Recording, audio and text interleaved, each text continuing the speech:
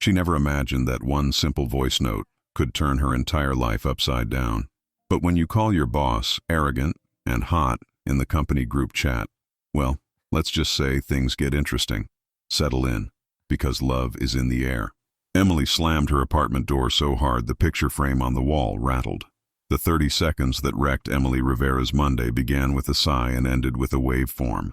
"He's cocky, but hot," she told her phone, meaning to send the confession to Maya. Slack blinked. The upload bar filled. The channel tag read, "All hands." Green dots bloomed across Manhattan like a constellation switching on. Somewhere on the 15th floor, Logan Pierce pressed play. Her breath stalled. For a heartbeat, she waited for the universe to undo itself. Some merciful, "Are you sure?" that never came. The message existed now, out in the wild, her voice a match on dry brush. Reactions popped like firecrackers. And then the real damage. The silence that follows laughter. The stretch of seconds where people start deciding who you are. Emily set the phone face down and felt the tiny, traitorous tremor in her hand. She'd run on fumes all weekend to fix a client dashboard no one else could untangle. She'd kept her head when the new VP redirected budgets midstream. She'd smiled through the Friday debrief where her deck went under a microscope and came out dotted in his precise red. And still, somehow, she had said that. Across the apartment, the kettle hiccuped to a boil. She didn't move. The only sound was the ceiling radiator clanking like a skeptical ant. "It's fine," she told herself. "You're fine." But the truth felt like a bead of glass lodged under skin. Small, mean, impossible to ignore. Logan Pierce, clean jawline, cufflinks that never caught on anything, a voice that made directives sound like outcomes already chosen. Cocky, yes. Hot, also, yes. Why her mouth had to pair those facts and broadcast them to the company, only fatigue and poor impulse control could explain. The phone buzzed. Maya Delgado. "Tell me you didn't." Emily didn't answer. Another buzz. Maya again. "Okay, breathe. I'm on the train. We triage when I get in." A third buzz, a calendar notification sliding across the lock screen. "All hands, 8:45 a.m. Pierce." She showered on autopilot, scalding water needling her shoulders, replaying the sound of her own voice until it sanded down to a raw edge. Dressed in her armor, black sheath, hair knifed into a low bun, she caught the subway uptown and counted the stations like rosary beads. At Bryant Park, icy air bit her cheeks awake. The agency's glass tower threw the morning back at the city, a polite, expensive mirror.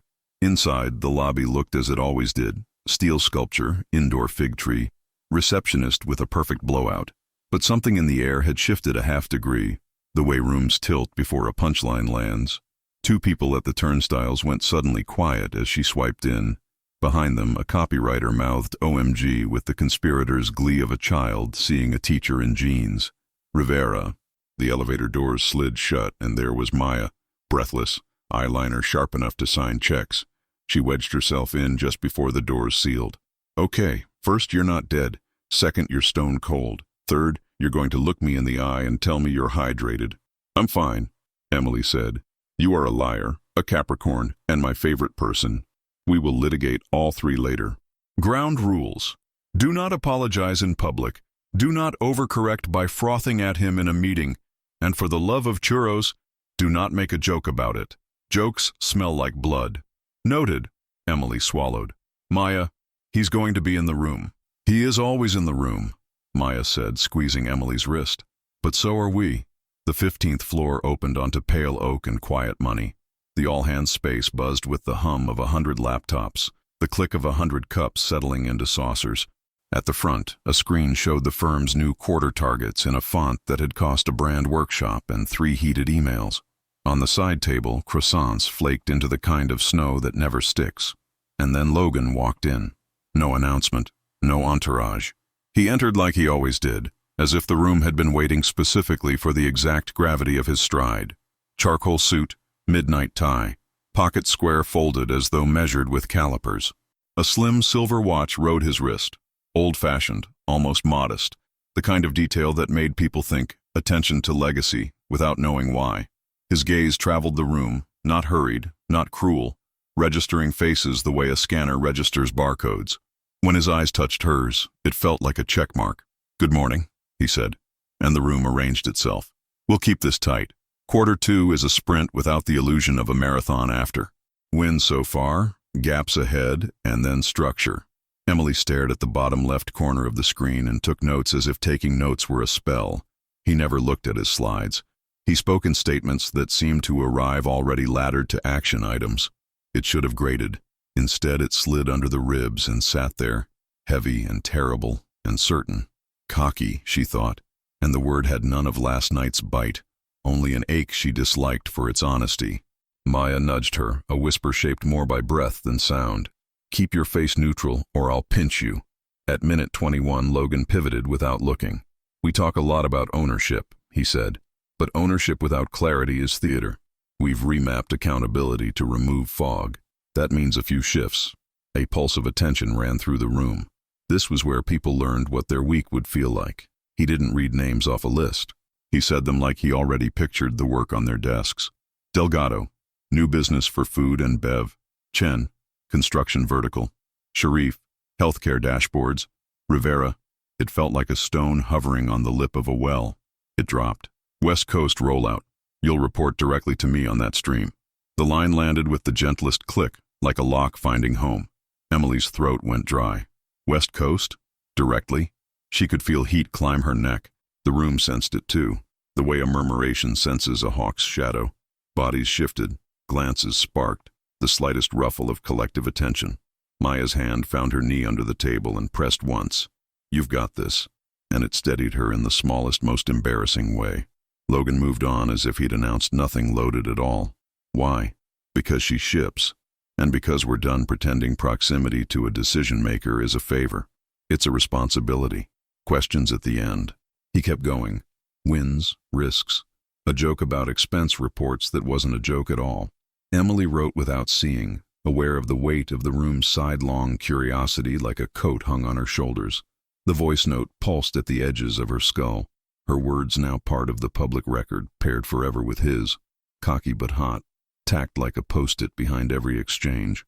And still, beneath the humiliation, something treacherous flickered, a tiny flame at the wick of her pride. He could have iced her out. He hadn't. He had, in front of everyone, tied the quarter's most visible project to her name. The screen dimmed. Lights rose a notch. That's the map, Logan said. Now a note on how we move through it. He stepped away from the podium and into the room, sleeves uncreased, voice lowering half a step so people leaned in to meet it. I'm allergic to chaos disguised as creativity. What I am deeply in favor of is crisp thinking that turns into clean work. If I jump into your doc, it's not to leave fingerprints. It's to pull blockers. If I ask for a rewrite, it's because the story we're telling our clients needs to sharpen, not because I like the sound of my own red pen. You'll know exactly what I expect, and when. He paused, and in the pause, the room decided whether he was reciting a manifesto or offering a scaffold. The old watch caught a strip of light and flashed once, brief as a wink. His gaze returned to Emily and held fast, not hard, not soft, simply there, as if he refused to teach them how to misinterpret what had already been made plain. Questions, he said. A strategist asked about scope. A PM asked about travel approvals. Someone brave asked if direct reporting meant micromanagement. He answered steadily, reframing direct as frictionless, oversight as speed. No one asked the question that belonged to gossip and wasn't the company's business. Why her? Why now? After that, Emily was grateful and furious at the same time. Chairs scraped, laptops closed. The informal after-meeting began. The real meeting where people said what they'd actually remember. A half-circle formed around the croissants. Maya tugged Emily's sleeve toward the corridor, but before they could make their exit, the room adjusted again around a new gravity. Logan had crossed the distance without seeming to cross it at all. Rivera, he said, neutral as a calendar alert. She aligned her features into the facial expression she used for delicate clients and elderly landlords. Pierce. Something flickered at the edge of his mouth, gone before it could mean anything. We'll set a Santa Monica cadence today, he said. I'd like your first pass on the rollout architecture by 3. Start with the brief from Friday. Throw out anything that's there for comfort rather than clarity. If you need air cover, I provide it. If I ask for a sharper argument, it's to win the room, not to hear myself talk. Understood, she said. Glad her voice sounded like a level floor. He didn't dismiss her. He glanced at the crowd, then back to her. Lower, for her and only her. Noise fades. Work lasts. A ridiculous heat touched her face. She willed it away. Then I'll make the work loud enough to drown the rest. This time the small flicker at his mouth did become a shape, not a smile. The suggestion of one. He stepped back, voice resuming company volume. Team, 10 minutes. Then back to it. He moved on, the room resettling in his wake. Maya exhaled a breath she'd apparently been holding for an hour. Okay, she whispered. That could have been a guillotine. It was a ladder. It was a spotlight, Emily said, and hated how true it sounded in her own ears. Spotlights pay overtime, Maya said. Come on. We need coffee and a spreadsheet with tabs labeled Doom and Hope. At her desk, the clatter of keyboards became the cover she needed. She opened a blank doc, cursor blinking, heartbeat cousin. The voice note still ticked in her timeline, undeletable, already screen recorded by someone who believed in souvenirs, but the humiliation's edge dulled as the shape of the work rose to meet her. She could build this rollout. She could build it clean enough to hold, tight enough to win. At 2:57, she walked the corridor to the small glass conference room, whose view made Midtown look somehow patient. Logan was already there, jacket off, sleeves precise at the wrist, notes aligned like a deck of cards. He didn't offer small talk. He gestured to the chair opposite and the screen between them. Walk me through your spine, he said. She did. She kept her voice even, her slides lean. He interrupted twice, not to contradict, but to press. Why this metric? Why this order? When she answered, he nodded once, economical approval. On slide 6, he stopped her, leaned forward, and tapped the corner with the pencil he'd balanced on the legal pad. That sentence, he said softly, like he was speaking to the sentence itself. That's the story. Pull it forward. Then we have something no one can argue with. She rewrote it in front of him, pulled the idea to the top, felt the deck lock into place like a door finally settling in its frame. He watched the cursor move, then leaned back. By Wednesday, he said, I want that version. You'll have my time blocks on the calendar. He closed the pad, slid the pencil along its spine, and stood. We announce the team changes in a second. Announce? Emily blinked. He opened the conference room door to the wider hum of the floor, to the sight of people gathering again at the all-hands space. Formally, he said, clarity beats whispers. They took their places with the others. The screen glowed awake to a new slide. Team structure. Q2. Conversations dimmed, then stopped. Logan stepped forward, the afternoon light turning the room a calmer color. As noted earlier, he said, we're aligning ownership with outcomes. Effective immediately, the following streams will have direct executive oversight to accelerate decisions and remove blockers. This is not a punishment. It's a commitment. He read 3 names, each one carrying its own small shift in the room's geometry. Then, West Coast rollout. Lead, Rivera. Oversight, Pierce. Silence, a collective inhale, then the soft rustle of people updating the way they pictured the next few weeks. Emily kept her shoulders square, eyes steady on the screen. This was the thing about spotlights. If you faced them directly, they blinded you less. Logan let the slide breathe. Then he looked out over the room, gaze catching on her and settling like a weight she could carry. Any objections? He asked, crisp and unmistakable. Ms. Rivera? The voice note still echoed through Emily's mind long after the all-hands ended. By the time she returned to her desk, her inbox had sprouted a dozen unread messages, and the Slack threads were filled with too many emojis to interpret. None of them mattered. Only one question mattered. How do you look your boss in the eye after calling him cocky and hot in front of the entire company? The afternoon passed in fragments. Emily typed, deleted, and retyped the same sentence in the rollout deck until the words blurred. Every time she glanced at the reflection in her screen, she half expected to see someone pointing and laughing behind her. Instead, there was only her own face, pale but determined, jaw set like armor. Maya swung by with a coffee. Drink, she said, planting the cup on Emily's desk. Hydrate your shame. I don't have shame, Emily lied. Sweetheart, you broadcasted thirst to 43 people and the man himself. Shame is now your middle name. Emily rolled her eyes, but the coffee was welcome. Her hands were trembling too much to lift it right away. At 4:30, her phone buzzed with a calendar invite. Pierce, Rivera, one-on-one, 5 p.m., conference room 17C. Her stomach dropped. Maya leaned over, read the notification and whispered, "Oh my God, he scheduled a private autopsy. Emily muttered. Maybe he just wants to align on the project. Or maybe, Maya hissed dramatically, this is how he fires people in style, with a skyline view. By 5, Emily stood outside the glass walls of room 17C, palms slick against the folder clutched in her hands. The city stretched beyond the windows, taxis threading down 6th Avenue, skyscrapers catching the burnished glow of the setting sun. Logan was already inside. He didn't sit. He leaned against the table, sleeves rolled once, tie loosened but still precise. The image radiated authority without effort, and that infuriated her. "Ms. Rivera," he greeted, his voice calm, steady. "Come in." Her heels clicked against the polished floor. She forced herself to meet his eyes. They were darker than she remembered, holding something unreadable. Maybe amusement, maybe judgment. "I'll make this brief," he said, gesturing to the chair across from him. "We need to talk about the rollout. But first," he let the words hang, and Emily braced herself for humiliation.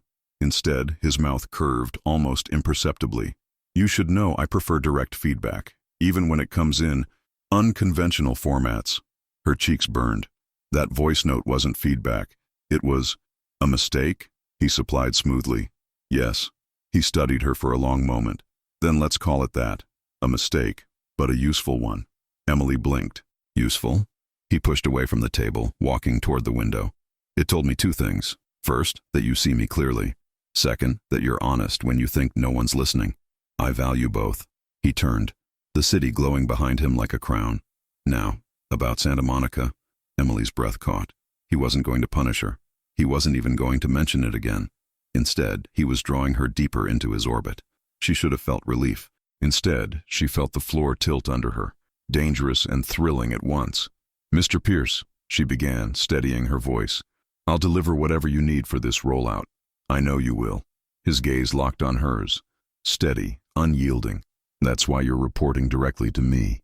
The words landed with the weight of a challenge and a promise. When Emily finally left the conference room, the office lights had dimmed, and most desks were empty. Maya was waiting near the elevators, eyebrows arched like daggers. "Well?" she demanded. Emily exhaled shakily. "He's not firing me." "Good. Then what?" Emily hesitated, staring at the glowing city beyond the glass. "I think," she whispered, more to herself than to Maya, "he just made me his project." Maya's eyes widened. "Girl, be careful. When men like him make you their project, it's never just about work." Emily didn't answer, but deep down she already knew Maya was right. The week that followed felt less like work and more like walking a tightrope stretched across Manhattan. Emily delivered the first draft of the Santa Monica rollout on Tuesday. Her nerves wound so tight she barely breathed until Logan sent it back. Comments: 12. Revisions: precise. Tone: surgical. But tucked between the red lines was a single note, brief and unnervingly human. "Good spine. You think like an operator." It shouldn't have mattered. Yet the words pulsed through her like electricity. By Wednesday, the office was buzzing with whispers. People had stopped pretending they weren't watching. A voice note scandal made for excellent lunchtime fodder, and the fact that Logan hadn't punished her, had in fact put her on the most visible project of the quarter, only fueled speculation. Maya cornered her by the espresso machine. "You realize you're living inside a soap opera, right? You're the heroine who said too much, and now the villain/love interest is circling." Emily hissed. "He's not circling. He's supervising." Maya smirked. "Uh-huh. And I drink kale smoothies for the taste."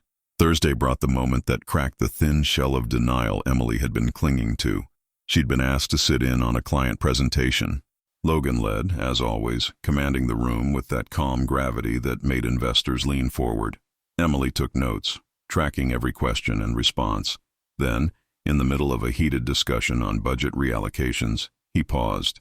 "Emily, walk them through the projections." Her pen froze mid-stroke. "Me? Yes. You built the model. You should own it." Dozens of eyes turned her way. Emily forced herself to stand, her voice catching only once as she walked the clients through the data. By the time she finished, there was a silence, followed by a nod from the lead investor. "Convincing," he said. Emily sat down, pulse thundering. When the meeting ended, Logan leaned close enough for only her to hear. "That's what happens when you stop hiding." The warmth of his breath against her ear lit every nerve ending in her body on fire. That night, back in her apartment, Emily replayed the moment until it felt like a confession. The voice note had branded her reckless. His choice to push her forward had branded her seen. But there was danger in being seen. Too much exposure, and she could burn. Friday morning, the fire came. Logan stopped by her desk, a stack of contracts in his hand. These by noon. If you need clarity, come to my office.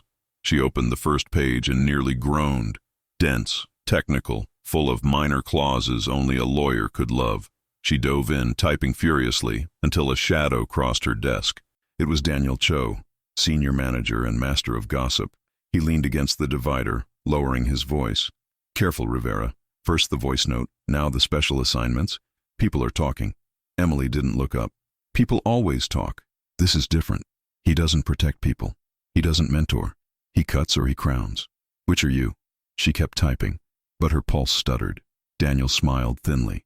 Just don't forget, crowns roll too. At 11:55, she dropped the stack on Logan's desk.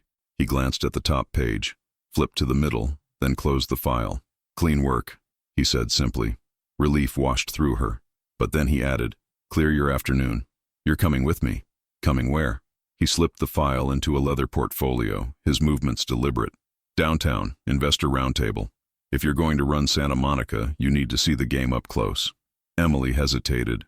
Is that necessary? His eyes lifted, sharp and unblinking. I don't do unnecessary. For a moment, it felt like the whole city paused outside the glass wall. Then she nodded. All right. The elevator ride down was silent, but charged. Emily kept her eyes fixed on the floor numbers. Logan, hands in his pockets, studied her with an expression that gave nothing away. At street level, a black car waited. He gestured for her to enter first. As she slid into the leather seat, heart hammering, one thought lodged in her mind. She had stepped into his world, and once inside, there would be no easy way out. The black sedan cut through downtown traffic like a shark gliding through dark water. Emily sat stiff against the leather seat, clutching her notebook as if it could anchor her. Logan scrolled through his phone. Unreadable, the faint glow painting sharp angles across his jaw. Outside, Manhattan churned. Honking taxis, food trucks steaming, pedestrians jostling. Inside, silence pressed thick between them. Finally, Emily cleared her throat. You didn't have to bring me. Logan didn't look up. Yes, I did. Her pulse skipped. Why? Because the rollout isn't just numbers in a deck. It's leverage. And leverage is earned in rooms like the one we're walking into. He slipped the phone into his pocket and met her gaze. If you can't hold your ground under pressure, the project collapses. I need to know you won't. The words were clinical, but the way he held her eyes wasn't. It lingered a beat too long, carrying weight she couldn't name. The round table took place on the 42nd floor of a glass and steel tower in Tribeca. The view stretched to the Hudson, glittering under the afternoon sun. The conference table was sleek walnut, the investors older men in bespoke suits, women in quiet designer heels, all radiating the kind of power that never raised its voice. Emily sat beside Logan, her pulse pounding in her throat. He commanded the room easily. He didn't dominate. He directed, guiding conversation with quiet authority. When questions sharpened, he fielded them with calm precision. Then he turned to her. Emily, share your perspective on West Coast growth. Every head swiveled. Her throat tightened, but the slide deck lived in her bones by now. She spoke, slowly at first, then stronger, outlining trends, risks, and opportunities. When she finished, the silence that followed wasn't dismissive. It was contemplative, respectful. One investor nodded. Smart, concise. She's got steel. Emily almost sagged in relief. She dared a glance at Logan. He didn't smile, but his eyes told her everything. Good. You just proved my bet right. Afterward, they rode the elevator down in silence. The city evening pulsed through the glass walls, neon signs flickering to life, taxis spraying puddles across asphalt. When the doors opened, Logan gestured toward the street. Dinner, we debrief. Emily shook her head. That's not necessary. Neither was defending you in that room. But I did. Now come eat. His tone left no room for refusal. The restaurant was dimly lit, all exposed brick and warm Edison bulbs. The kind of place where deals closed over steaks and good wine. Logan ordered without looking at the menu. Rare steak, Pinot Noir. For her, salmon. You didn't even ask what I wanted, Emily said, arching a brow. You'll like it, he replied simply. She wanted to be annoyed. Instead, she hated how right he was. As the meal unfolded, The conversation slipped from work into something looser. He asked about her background, Brooklyn childhood, scholarships, late nights balancing bartending shifts with econ papers. He listened without interruption, his focus so sharp it felt like a spotlight. Then she risked it. "What about you? What's your story, Pierce?" He set down his glass, leaning back. "Born in Chicago, moved around, Boston, then D.C. Father was a litigator. Mother taught piano, learned early that precision wins arguments, and silence wins more." There was something almost vulnerable in the way he said it, stripped of the polish he wore like armor. For a moment Emily saw past the VP, the controlled, calculated man, and glimpsed someone human, someone scarred. The moment passed quickly. He leaned forward again, eyes catching the light. "And now I'm here, running this firm, expecting results." But Emily couldn't unsee that flicker. When the check came, he signed it without hesitation, slipping the card back into his wallet. Then he looked at her across the table, his gaze heavy. "You did well today," he said. "Thank you. Don't thank me. Own it." Her breath caught. Something dangerous pulsed in the air between them. Outside, the night had deepened, rain misting across the city. Logan walked her to the waiting car. As she stepped inside, he leaned down, his voice low enough that only she could hear. "Remember this, Emily. I don't gamble with mediocrity. If I chose you, it's because I see what you are capable of. Don't make me regret it." The door closed, sealing her inside. As the car pulled away, Emily pressed her forehead against the cool glass. Her heart thundered with something she refused to name. This was no longer just about work, and deep down, she feared it never had been. The email landed in Emily's inbox late Sunday night. Subject: Santa Monica Investor Summit. From Logan Pierce. Message: be at JFK. Terminal 4, 7 a.m. Pack light. No signature, no explanation, just an order. Emily stared at it for a long time, heart pounding. She told herself this was just business, a trip like any other, but she also knew she was lying. Monday morning, JFK hummed with chaos. Rolling suitcases, coffee lines, boarding calls echoing over the loudspeaker. Emily arrived early, crisp navy suit, hair pulled back, everything calculated to look professional. Logan was already there. He wore a tailored charcoal jacket over an open-collared shirt, effortlessly polished. When he saw her, his gaze swept over her in one swift motion. Cool, unreadable, but lingering, just long enough to make her skin prickle. "You're on time," he said. "You told me 7. I expected you at 6:45. Her jaw tightened. "Then next time, specify." For the first time, the corner of his mouth curved, the closest thing to a smile. Noted. On the plane, their seats were side by side in first class. Too close. Emily sank into the leather, clutching the safety card like a shield. Logan opened his laptop, fingers flying across the keyboard. For 2 hours, he didn't say a word, but every time his arm brushed hers on the shared armrest, her body sparked like live wire. When turbulence rattled the plane over the Rockies, Emily's breath caught. Logan glanced sideways, voice low, steady. "You're fine. Just air currents." "I know," she muttered, gripping the armrest tighter. "Then unclench your hands." "I'm not." She realized she was. Slowly, reluctantly, she released her grip. His hand hovered near hers, not touching, but close enough that she could feel the heat radiating from his skin. She hated how much it steadied her. Santa Monica greeted them with blinding sun and salt-tinged air. The hotel overlooked the Pacific, glass balconies gleaming against endless blue. Emily barely had time to change before Logan summoned her to the first round of meetings. Investors, presentations, back-to-back strategy sessions. By evening, she was drained, her brain fried. But Logan never faltered. He moved from room to room with the same calm control, his presence magnetic. Watching him work was maddening and intoxicating. Dinner that night wasn't with clients. It was just the two of them. A table on the terrace, the ocean crashing below. "This isn't necessary," Emily said when the waiter poured wine into crystal glasses. Logan swirled his glass, eyes fixed on hers. "Neither was bringing you here, but I did." She exhaled sharply. "Why me?" He leaned back, studying her. "Because you're sharp. Because you don't flinch when pushed. Because you said what everyone else was thinking, out loud." Her cheeks flamed. "That was a mistake." "Maybe." He took a slow sip of wine. "But sometimes mistakes tell us the truth."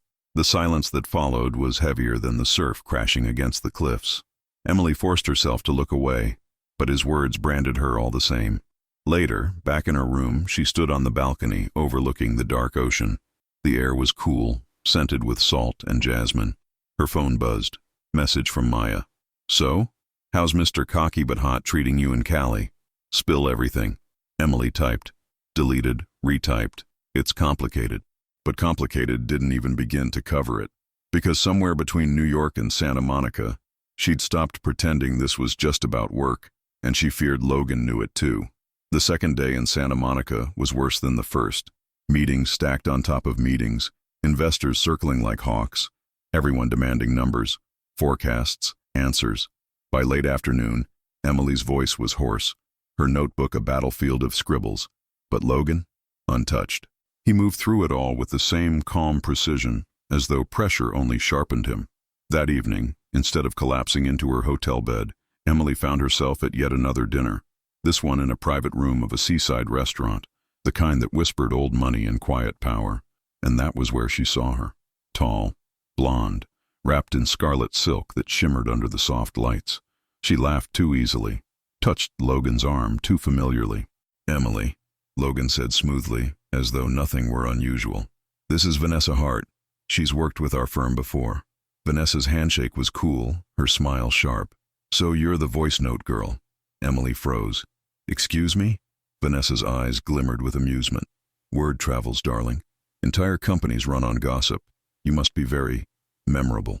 Heat crawled up Emily's neck. Logan's jaw tightened, but he said nothing. Dinner became torture. Vanessa monopolized the conversation, sliding anecdotes across the table like daggers. Logan always was impossible to impress, she purred. But once you do, well, you never forget it. Emily stabbed her salmon with unnecessary force. When Logan excused himself to take a call, Vanessa leaned closer. Piece of advice. Men like him don't belong to anyone. Not really. They belong to the job, to the chase. You'll see. Emily's voice came out colder than she expected. Thank you for your unsolicited wisdom. Vanessa only smiled wider.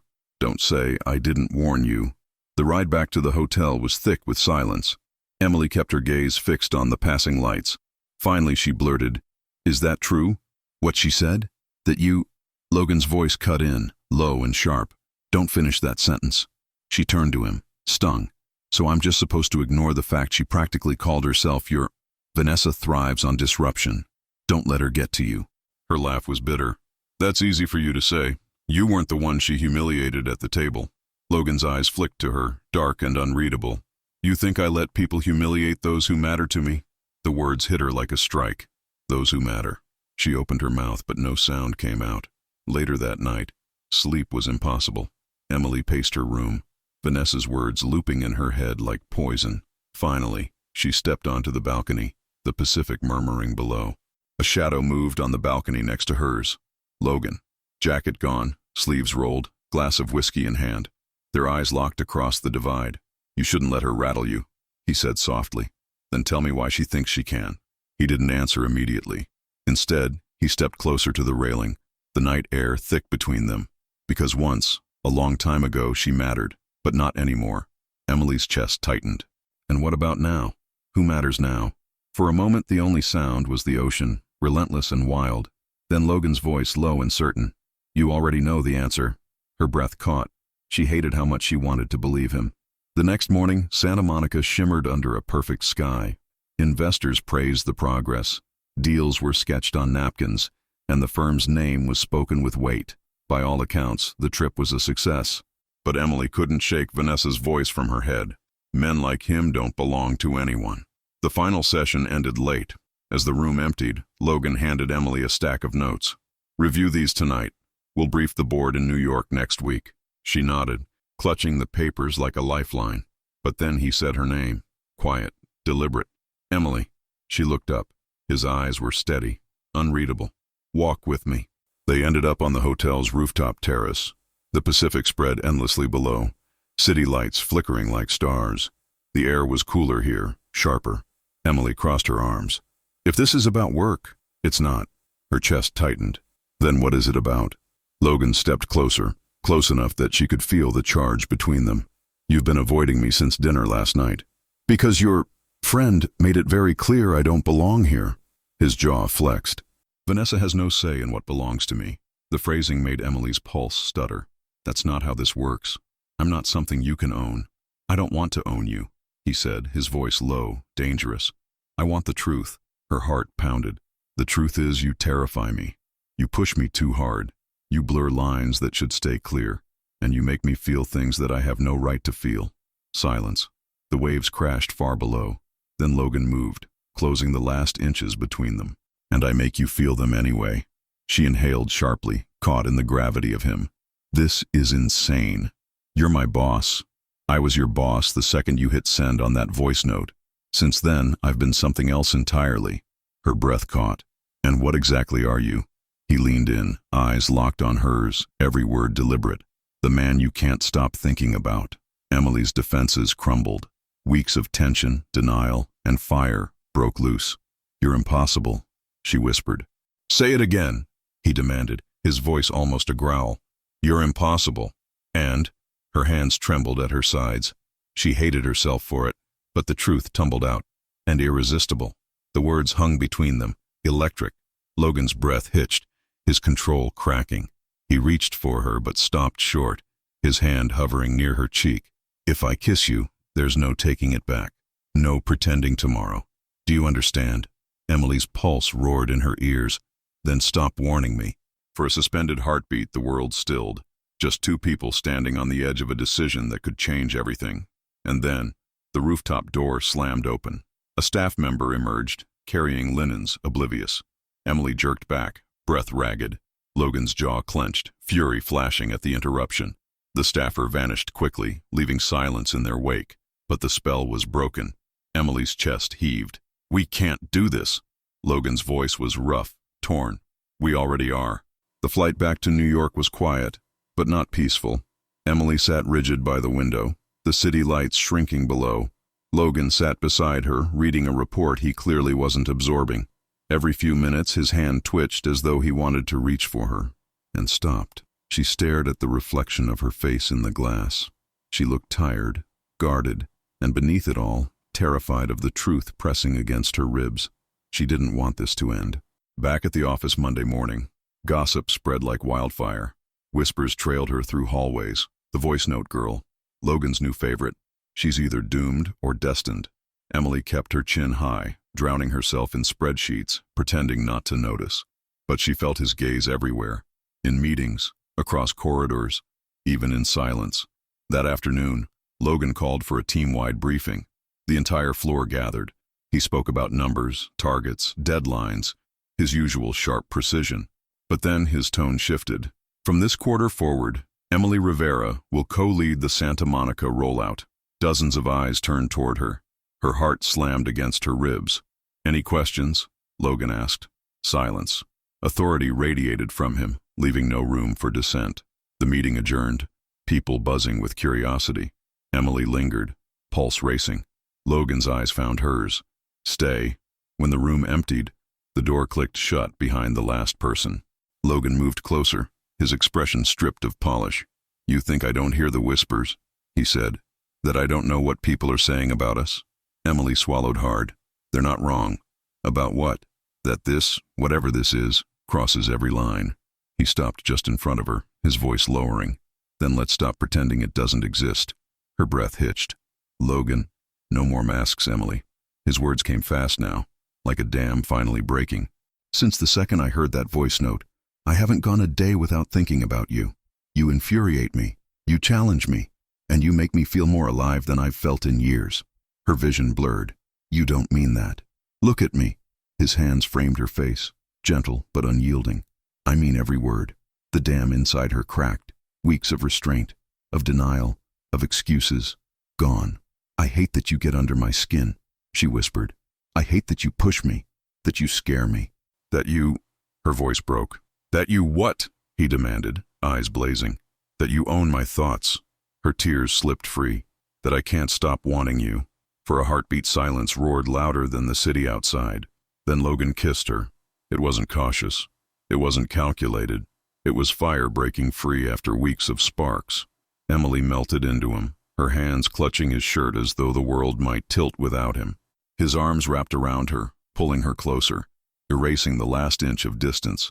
Every defense collapsed, every doubt dissolved. There was only this impossible, unstoppable gravity between them. When they finally pulled apart, both breathless, Logan pressed his forehead to hers. "You terrify me too," he admitted softly, "because you're the one thing I can't control, and I don't want to." Emily's laugh trembled through her tears. "You're still impossible, and you still think I'm irresistible." "Unfortunately." "Good," he whispered, kissing her again. In the weeks that followed, things changed. Not overnight. Gossip still flared, eyes still lingered, but Emily no longer flinched. Logan didn't hide.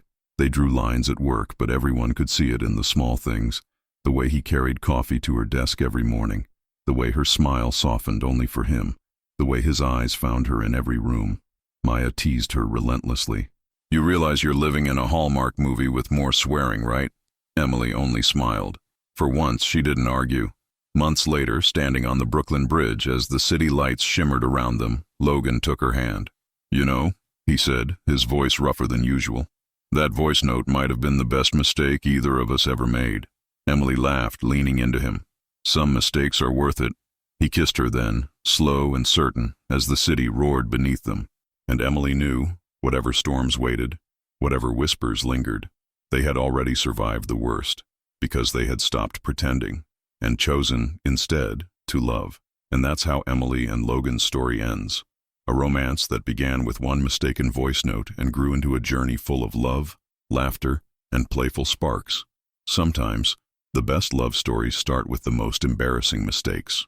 If you enjoyed this one, hit like, subscribe, and tell me in the comments how far you followed their story. Thank you so much for your time. God bless you, and see you soon.